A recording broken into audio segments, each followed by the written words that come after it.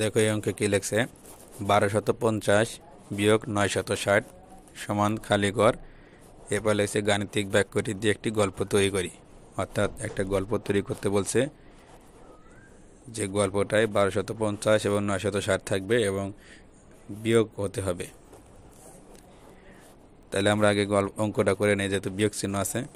শূন্য থেকে শূন্য বাদ দিলে কত থেকে কিছু থাকে না, শূন্য।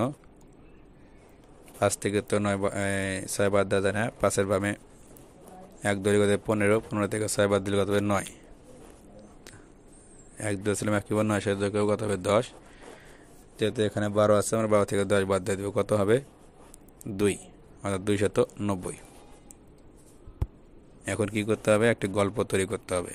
তোমার যে কোনো গল্প তৈরি করতে পারো। আমি একটা গল্প তৈরি করি। দেখো, রহিমের কাছে 1250 টাকা ছিল।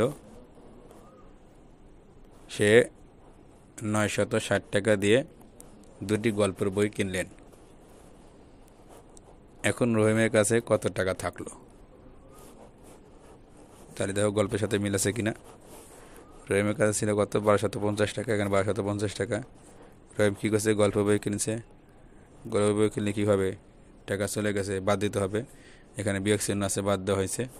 তোমরা এভাবে যে কোনো গল্প লিখতে পারো, সমস্যা নেই।